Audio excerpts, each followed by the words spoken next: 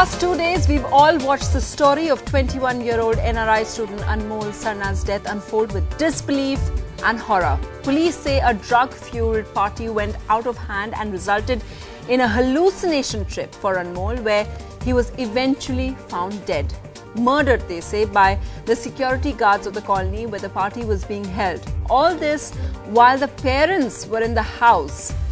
On agenda tonight, we are joined by the police to talk about the case and some of those who knew Anmol. They are here in our audience. The debate: are authorities equipped to deal with rising incidents of drug abuse? Our pundits tonight: Dr. Joy Tirki. He is, of course, the additional DCP who's investigated the entire case. Against the motion, we have Dr.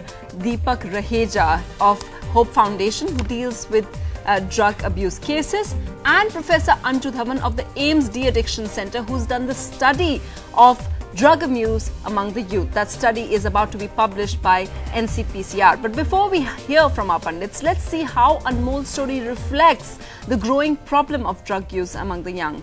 Sonal Mehrotra has this special story.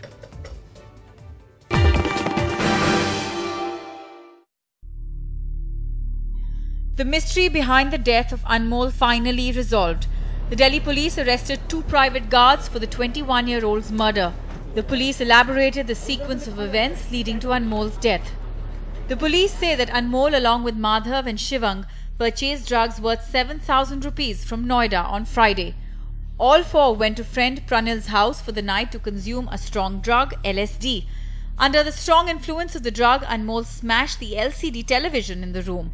That's when Pranil's parents stepped in and asked the boys to leave the apartment. Anmol went outside, created a ruckus, following which he was beaten by security guards. अभी तक तो इन्हीं का injury के वजह से death हुआ है.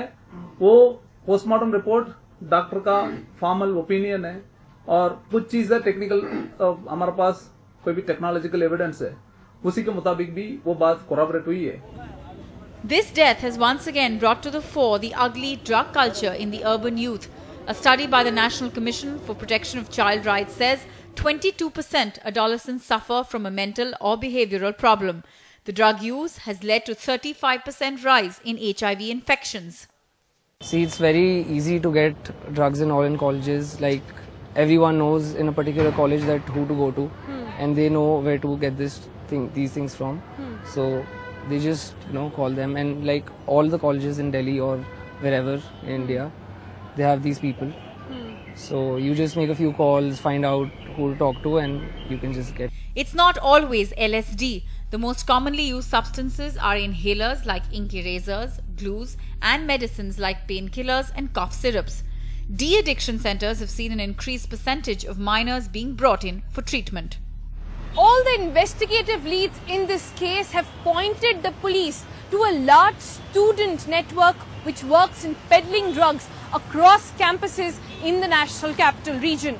It has also been a grim reminder of how easily drugs are accessible to young boys and girls nowadays, and perhaps a reminder to all those young souls that how fatal the consequences of the deadly mix of drugs, youth and violence can get. In New Delhi with camera person Sanjay Kaushik, I'm Sonal Mehrotra, NDTV. So on agenda, we'll be going from this particular case to the problem in general, the larger picture. But speaking about this case, what many are asking, have the guards been made scapegoats? Mr. Tirki, do you think so? Of course not. Well, you're saying that because you're the police, but many people have pointed out that the fact that one of the guards is a 60-year-old, and the real problem is the fact that they had a drug-fueled party for which you were also arrested 4 of his friends. So how are only the 2 guards, one of them is a 60-year-old, being held for murder? Ma'am, we registered a case of murder on a DD entry. It's a PCR call on which a case is registered. Initially, there was no one to tell us about the incidents which led to the death of the boy. So during investigation, we found out, especially after the post-mortem, that the injuries were caused by a blunt force impact, and in medical term, it's called a railroad injury. Yes. Which is produced by baton. That was on the back of the deceased. and during interrogation, we found that the guards were wielding the batons, and both these guards they admitted that they had assaulted him. So the guards are not private security guards, aren't allowed to use batons? They are allowed to carry batons, ma'am, not use them criminally. Okay, but we are also hearing from witnesses that he was aggressive, that he'd broken, this is your press conference, that he'd broken the TV inside the house, that he was on a trip, he was hallucinating.